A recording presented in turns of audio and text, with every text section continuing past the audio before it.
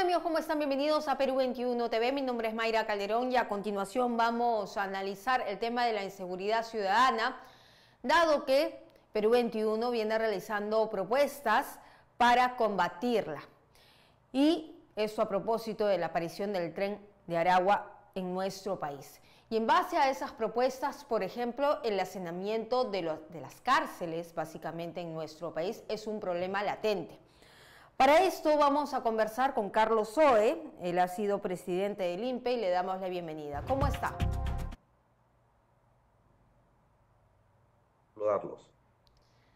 Señor Zoe, buenas tardes, bienvenido a Perú 21. Como dije en la introducción de la entrevista, Perú 21 viene haciendo una campaña de propuestas para la inseguridad ciudadana, viendo el nivel de delincuencia que se ha desbordado en nuestro país por el alto crecimiento de la organización criminal Tren de Aragua. ¿Qué soluciones se pueden plantear en este sentido sobre el hacinamiento o sobrehacinamiento de las cárceles? Bueno, mire, el Perú no es que no tenga establecimientos penitenciarios, tiene 68 a nivel nacional. Lo que pasa es de que esos 68 tienen solamente capacidad para unas 41.000 personas y al día de hoy bordeamos casi los 94.000 internos. Eso quiere decir que alrededor de 50.000 internos no tienen una unidad de albergue donde pernoctar y eso significa hacinamiento. Ahora bien, si uno hiciera una pirámide de la población penitenciaria, de estos 93.000, casi 93.200 internos que existe al día de hoy, en esa pirámide uno encontraría en la parte superior de la pirámide a cerca de casi el 10% de la población, unos 9.300 internos que pertenecen al crimen duro, al crimen organizado, trata de personas, terrorismo, violencia sexual de menores de edad, robos seguidos de muerte. Sin duda alguna, ellos deberían permanecer en penales, creo que nadie duda eso. Bajo ellos hay otra población de casi 20.000 internos que tienen penas mayores a 15 años, donde están la mayoría de delitos patrimoniales, extorsiones, sicariatos. También para ellos debe estar, sin duda alguna, los penales. Pero en la parte intermedia y hacia abajo, uno tiene alrededor de 40.000 internos que son primarios, han ingresado por primera vez a un penal. Hay alrededor de 6.000 internos que tienen penas menores a 4 años. ¿Qué significa, en conclusión, todo esto? Que el sistema penitenciario tiene que desdoblarse en dos grandes políticas. Por un lado, que se queden dentro de los penales aquel crimen duro que genera zozobra dentro del Estado y que permitiría trabajar mejor si hubiera capacidad de albergue. Y por otro lado, alguna alternativa distinta al internamiento para delitos menores. Voy a poner un ejemplo. Aproximadamente tenemos 2.000 internos por omisión a la asistencia familiar dentro de penales. Y estos 2.000 internos le cuestan al Estado peruano 12 millones de soles anualmente en alimentos. Quiere decir que con esos 12 millones hubiésemos pagado ya las pensiones alimenticias de las madres que siguen en espera, porque dentro de los penales no van a generar los recursos como para pagar las pensiones alimenticias. Es un decir, pero lo que trato de decir es que a veces el remedio para delitos menores genera un peor problema que la enfermedad. Entonces hay que buscar alternativas de deshacinamiento en ese sentido, ¿no? Para delitos menores, que no significa, por cierto, impunidad, que no signifique que se les perdona las penas o se les conmuta las penas, no, sino que hay que buscar otra alternativa, como los billetes electrónicos, como la conversión de pena, entre otras, que permita así quedarnos con esa población de 40.000 o 50.000 internos del régimen duro que le permita al sistema penitenciario afrontar esa posibilidad. ¿Por qué Entonces, digo esto? Porque construir penales es también un tema costoso para el Estado. Un penal de 1.000 internos, por ejemplo, le cuesta al Estado no menos de 300 millones de soles. Y hoy día necesitamos 55.000 unidades de albergue. O sea, es inviable que el Estado esté pensando en construir 25 o 20 penales de 2.500 cada uno, porque serían más de 7.000 millones de soles, algo inviable, ¿no? Entonces, hay que buscar alternativas, que es romper en dos la metodología de la población penitenciaria para abordar temas distintos. Muy bien. Entonces, señor Zoe, para usted una propuesta de parte suya es mirar este sobrehacinamiento desde dos puntos. Segmentar las cárceles de acuerdo a los delitos mayores, delitos duros y delitos menores. Es lo que usted me está tratando de decir. ¿Cierto? Sí, sí.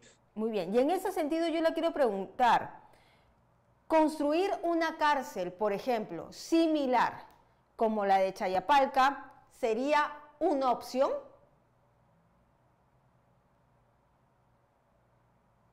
Sí, sin duda alguna. Lo que necesitamos son establecimientos penales de régimen especial. ¿Qué quiere decir esto? El sistema penitenciario o los penales son de dos regímenes.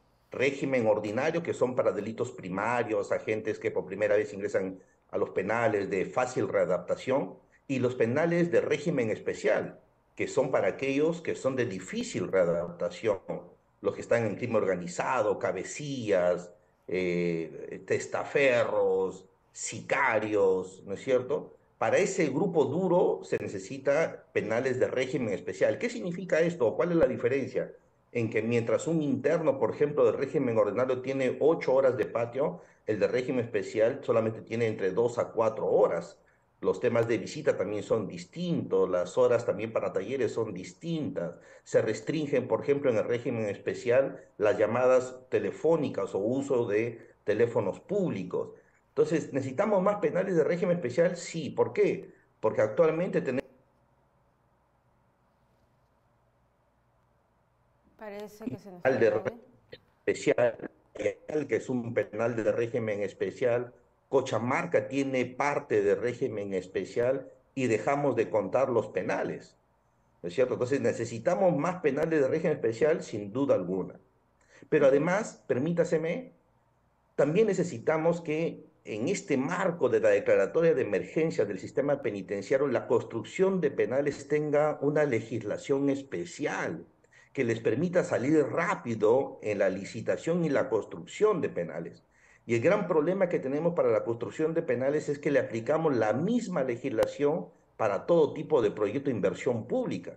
Y esto significa un año para diseñar el expediente técnico, un año para licitación, 4 años para construcción. Entonces usted tiene después de 6 años recién un penal y eso no puede seguir en un estado de emergencia donde se requiere mayor flexibilidad, que no signifique, reitero, ni corrupción ni impunidad en el trabajo, pero sí signifique una mayor celeridad en la construcción y selección de estos penales de régimen especial. Ujú. ¿Y qué solución usted plantearía frente a los reclusos, perdón, que no tienen sentencia, pero que sí están cumpliendo una prisión preventiva, por ejemplo?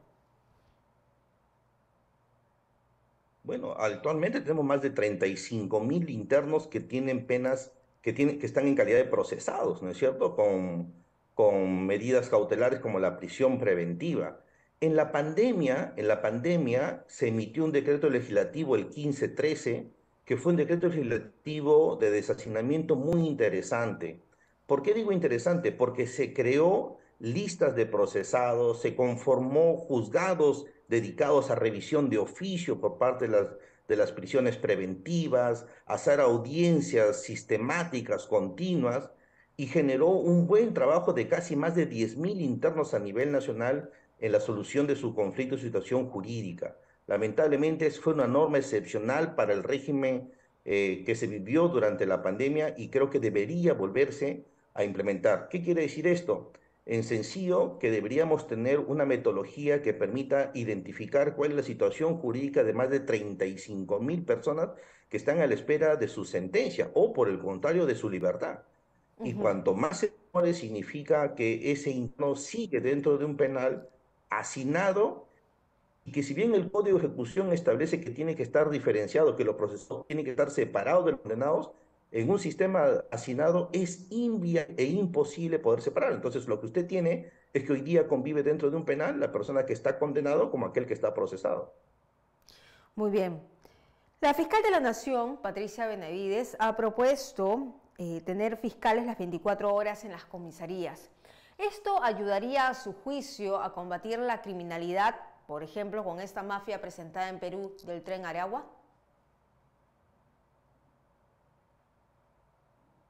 Mire, los casos, la mayoría de casos patrimoniales son casos de flagrancia. Y la flagrancia al inicio era 24 horas, luego se modificó la Constitución y se incorporó a 48 horas.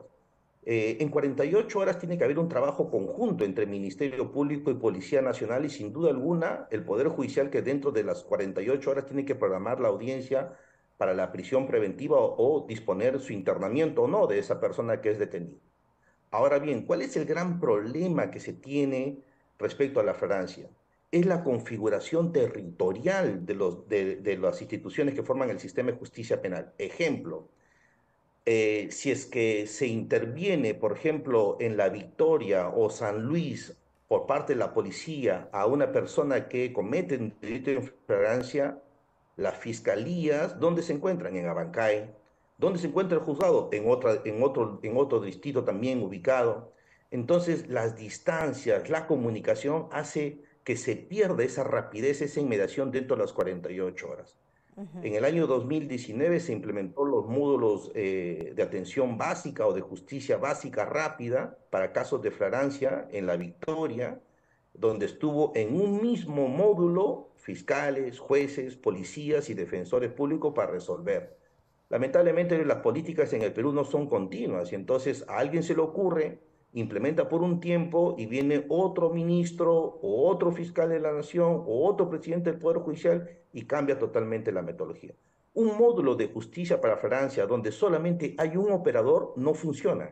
Es una mentira decir de que en un módulo de justicia donde solamente hay jueces va a funcionar rápidamente la justicia, ¿no? Porque se necesita el fiscal, el policía dentro de las 48 horas. No existe protocolos claros, por ejemplo, para la actuación dentro de los casos de flagrancia, ¿no es cierto? Hemos tenido casos de liberación temprana, previo a la audiencia, porque no hubo coordinaciones eficaces. Entonces, ahí se requiere un trabajo coordinado entre los cuatro, las cuatro patas de la mesa son defensor público, policía, fiscal y poder judicial en un mismo módulo para que flagrancia y deberían estar en los distritos de mayor índice, en los que todos apuesten, ¿no? Y Entonces, por cierto, presupuestos a la Administración de Justicia son de eh, 3.000 millones anuales para el Ministerio Público, más de 3.000 millones anuales para el Poder Judicial, no es poca cosa. sí, señor Zoe, el deshacinamiento de las cárceles evitaría que salgan delincuentes del rango del Tren de Aragua, para usted.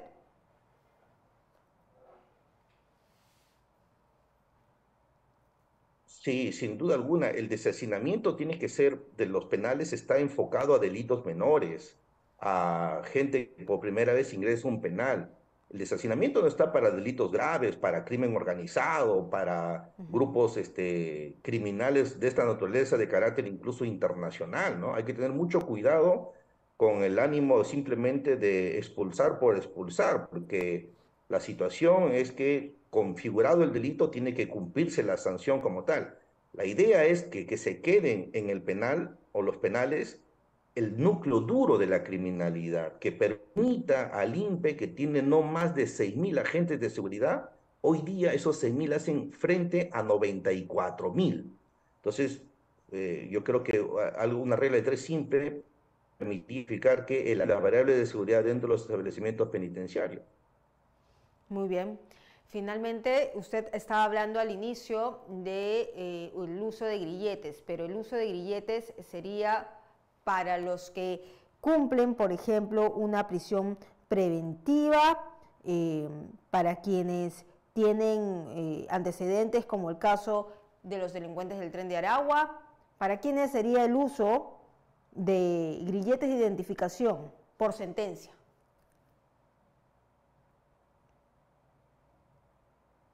Mire, primera variable, mientras que construir un mal de 1.000 unidades de albergue para 1.000 personas significaría más de 300 millones de soles, comprar 1.000 dispositivos es el 10% de ellos, no llega ni siquiera a 3 millones ni siquiera el 10%, ni siquiera el 5% comprar 1000 dispositivos. Entre 4 millones o 4.5 millones de soles significa comprar 1000 dispositivos. Hay un proyecto que está impulsando el sistema penitenciario, el INPE, y yo respaldo esta posición, en la que los grilletes deben estar destinados para internos que tienen penas menores entre 4 a 6 años, que son delitos menores, por primera vez han ingresado a un penal o procesados por ciertos delitos de baja intensidad, no para aquellos que forman parte del crimen organizado, la trata de personas, la violación sexual de menores de edad, delitos patrimoniales seguidos de muerte, extorsiones, sicariatos. Para ellos no está, no es viable los grilletes electrónicos. Los grilletes electrónicos es viable en menores. Y dos, la propuesta normativa tiene que ser, esos criterios deben generar el deshacenamiento de facto. ¿Qué quiere decir esto? Que no debería, desde el punto de vista, pasar a la autoridad judicial para disponer su implementación a través de un grito electrónico. Significaría más burocracia, significaría imposibilidad. Tenemos más de 12 o 13 años de la ley de grillete y al día de hoy solamente hay 50 dispositivos. Y seguimos con el mismo procedimiento y hable su implementación. Muy bien, muchísimas gracias por estar con nosotros aquí en este espacio de Perú 21 TV, analizando esta situación y la nueva propuesta de Perú 21. Muchas gracias, muy amable. Gracias. Buenas tardes. Bien, era entonces Carlos Soex, presidente del INPE, que estaba con nosotros analizando esta propuesta de Perú 21, que como parte de la lucha contra la inseguridad ciudadana, viene emitiendo también y poniendo en discusión sobre la mesa el hacinamiento o sobrehacinamiento de los penales. ¿Qué hacer para que esta situación pueda mejorar? Y en ese sentido nosotros vamos a regresar más adelante con más información.